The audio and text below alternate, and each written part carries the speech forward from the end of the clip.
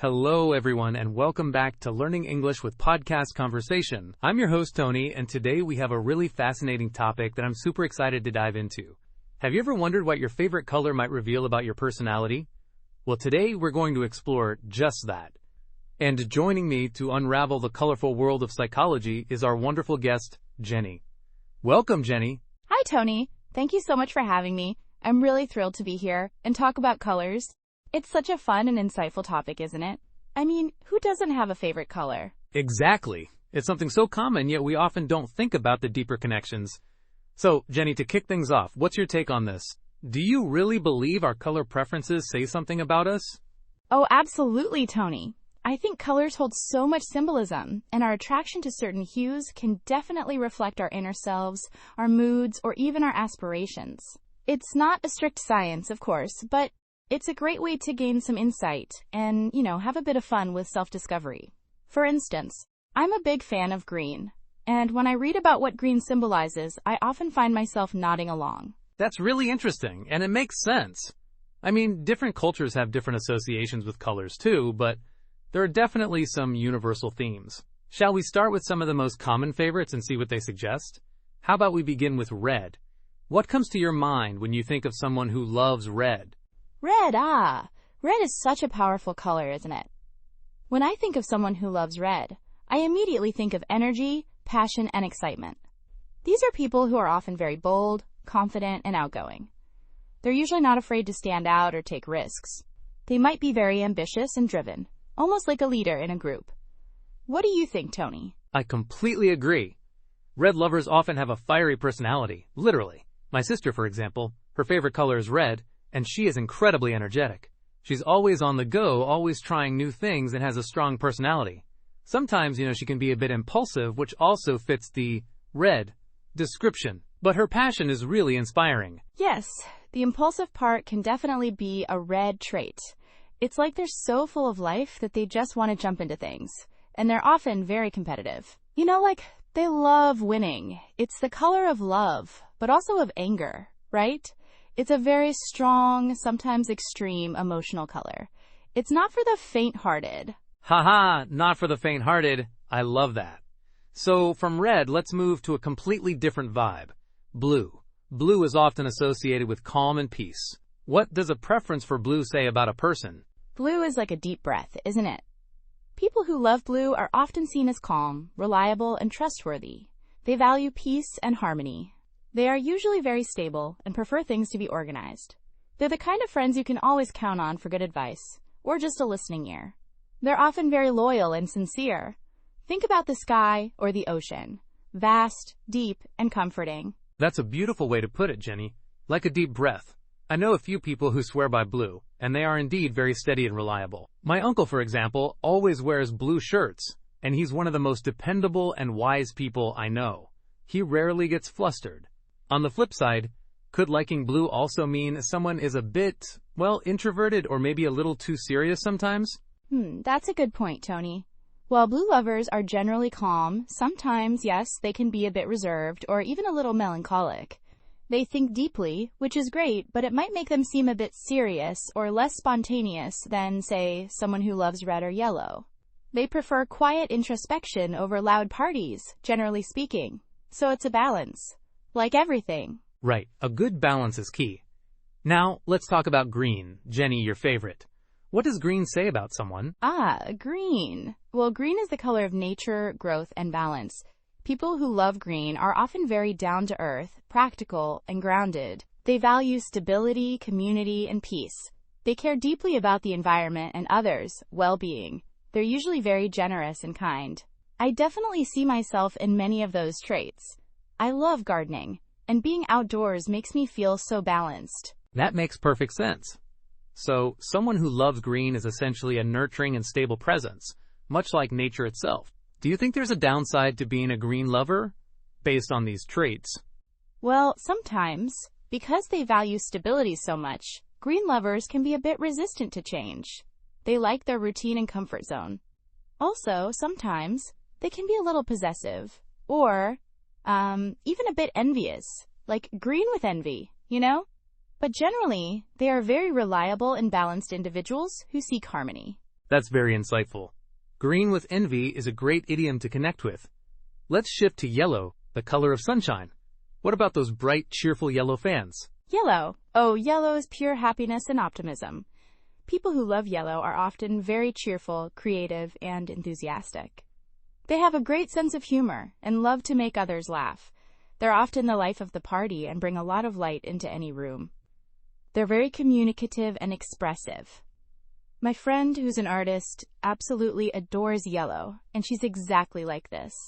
Always positive, full of ideas, and loves connecting with people. Wow, that sounds like a wonderful personality to be around. So they're the optimists of the color spectrum.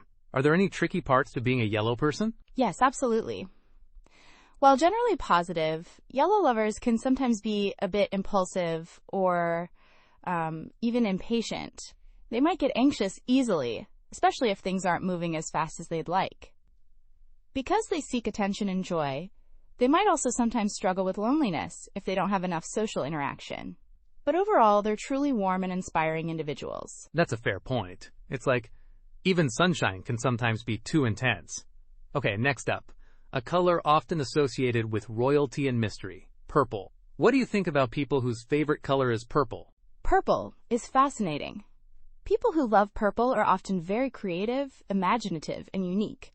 They tend to be a bit artistic, perhaps even spiritual. They value individuality and don't like to follow the crowd. They can be quite insightful and often have a strong intuition. They appreciate beauty and luxury, and they are not afraid to be different. Think of someone who loves solving puzzles or exploring new philosophies. I can definitely see that. It's a color that feels a bit special, doesn't it? So they're the free spirits, the thinkers. Does this uniqueness ever lead to maybe a downside? Yes, sometimes. Their desire for uniqueness can make them seem a bit aloof or even arrogant. They might struggle to connect with others who don't share their deep interests or unconventional views. They can also be a bit idealistic, sometimes losing touch with practical realities. But their creativity and depth are truly remarkable. That's a good distinction. Idealism can be a double-edged sword. All right, let's move to orange, a very energetic and vibrant color. What do orange lovers tell us about themselves? Orange. Oh, orange is enthusiasm personified. People who love orange are usually very social, friendly, and adventurous. They're full of joy and love to have fun. They're often very spontaneous and optimistic, always looking for new experiences. They're great communicators and love being around people. They're the kind of person who will invite everyone to a party and make sure everyone has a great time. Sounds like someone I'd want at my party. They bring the energy. So are they always on a high, or is there a quieter side to them perhaps? Well, they definitely love being in the spotlight and thrive on social interaction. The potential downside is that they might sometimes appear a bit superficial or even a bit attention-seeking. They might struggle with deep emotional connections because they prefer to keep things light and fun. But their infectious positivity is generally a huge plus. That's a fair assessment. They spread joy, but perhaps not always depth. Now let's talk about pink, often associated with sweetness and gentleness. What about those who adore pink? Pink. Pink is the color of love, kindness, and compassion. People who love pink are usually very gentle, caring, and nurturing. They're often quite romantic and have a strong sense of empathy. They care deeply about others and want to help. They can be quite playful and innocent. My grandmother loved pink, and she was the sweetest, most caring person you could imagine, always looking out for everyone. That's a lovely personal example, Jenny. So they're the empathetic souls. Are there any challenges associated with being so gentle and caring? Sometimes yes, because they are so kind and trusting. Pink lovers can sometimes be a bit naive or easily taken advantage of. They might also be overly emotional or sensitive to criticism. They just want everyone to be happy, which is a beautiful trait, but it can make them vulnerable. However, their warmth and genuine affection are truly special. That makes sense. A big heart can sometimes mean a fragile heart, right? Okay, let's explore some of the more neutral or darker colors now. How about black? Black is often seen as sophisticated, but also maybe a bit mysterious. What does it say about someone who loves black? Black is a powerful color. People who prefer black often exude power, elegance, and sophistication. They can be very strong, independent, and determined. They tend to be a bit mysterious and private, preferring to keep their true feelings to themselves. They value control and are often very confident, maybe even a bit intimidating. Think of a very successful business person who always looks sharp and commanding. I definitely see the elegance and power. Many fashion-forward people gravitate towards black for that very reason. But what about the mysterious part? Does it mean they're hiding something, or is it more about personal boundaries? It's usually more about boundaries and a desire for privacy, rather than hiding something. However, a strong preference for black can sometimes indicate a more serious or even melancholic disposition. They might be very deep thinkers, but this can also lead to them feeling isolated or unapproachable. But in general, they are often very strong-willed and independent individuals. Very interesting. From black, let's go to its opposite, white. What does a preference for white reveal about a person? White is purity, simplicity, and new beginnings. People who love white are often very organized, clean, and detail-oriented. They seek clarity and simplicity in their lives. They can be quite innocent and optimistic, always looking for a fresh start. They are usually very honest and straightforward, preferring truth and transparency. Think of minimalist designers, or someone who loves order in their home. That sounds like someone who has their life very much together. The epitome of clean slate. Are there any particular challenges for white lovers? Yes, their desire for perfection and purity can sometimes make them a bit rigid or even a little bit sterile. They might be overly critical of themselves and others, or they might feel easily overwhelmed by mess or chaos. They can also sometimes feel a bit isolated if they struggle to find others who share their strong need for order and simplicity. But their desire for honesty and clarity is a wonderful trait. I can see that. Purity can sometimes mean a lack of flexibility. Next, let's talk about brown. Brown is a very earthy, grounding color. What about people who favor brown? Brown is truly grounding. People who love brown are often very practical, dependable, and down to earth. They value stability, comfort, and security. They're often very honest and humble, preferring a simple and reliable life. They are usually very supportive friends and family members, and they're good at building strong foundations. They're often seen as very reliable and mature. My dad loves brown, and he's the most dependable person I know, always there for us. That's a great example, Jenny. So they're the pillars of strength, the steady ones. Any possible downsides to being so grounded and reliable? Well, sometimes their love for stability can make them a bit resistant to change or new ideas. They might be perceived as a little bit boring or predictable by some because they don't often seek out wild adventures. But generally, they provide a sense of security and warmth that is incredibly valuable. Right. Comfort over chaos. And finally, let's discuss gray. Gray is often seen as a neutral color. But what does it mean for a personality? Gray is interesting because it sits between black and white, right? People who prefer gray are often very practical, calm, and logical. They are typically very balanced and diplomatic, preferring to avoid extremes. They're often good mediators and can see both sides of an argument. They value sophistication and composure. They're usually very independent and self-sufficient. Think of someone who is very good at problem solving and stays calm under pressure. That's a very positive spin on gray. I often associate gray with being a bit dull, but you're describing someone very level-headed. So, what are the potential challenges for someone who favors gray? You're not alone in that initial thought, Tony. However, the challenges might be that sometimes gray lovers can appear a bit unemotional or indecisive because they try so hard to see all angles and avoid taking sides. They might also struggle with expressing strong feelings. They can be perceived as a little detached, but their ability to remain composed and logical is a real strength. I see. It's the strength of neutrality, but it can also be a barrier. This has been so insightful, Jenny. We've covered so many colors, and it's amazing how many traits really resonate. What about your own favorite color, green? Do you feel like those descriptions really capture you? Oh, absolutely. As I mentioned earlier, the descriptions of being down to earth, valuing balance, caring about others, and loving nature.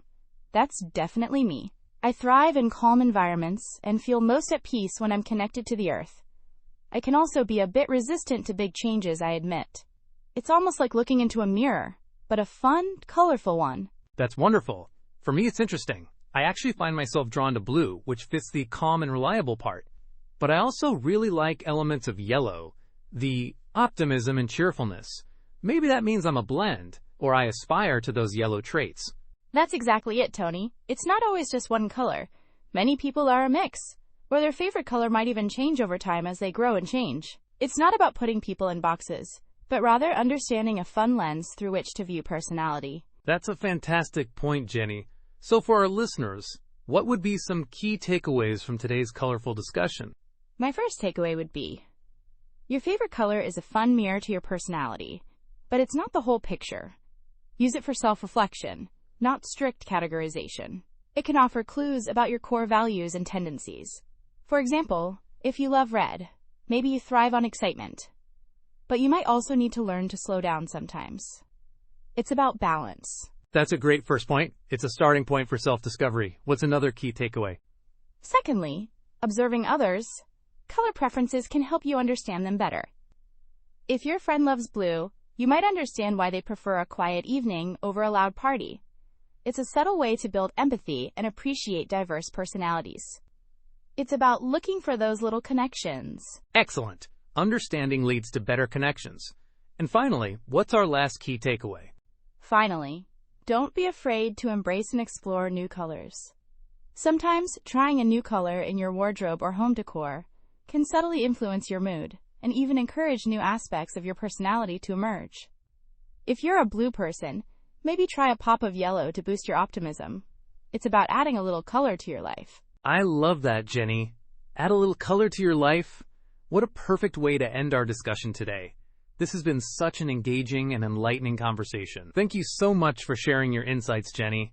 It's been a real pleasure having you. Thank you, Tony. It was truly my pleasure. I had a wonderful time, and I hope our listeners enjoyed exploring the colorful world of personality. And to all our listeners out there, thank you for joining us on Learning English with Podcast Conversation. We encourage you to think about your favorite color and maybe even a color you don't like and see what insights you can gain. Keep practicing your English, keep exploring, and keep adding color to your life. We'll catch you next time.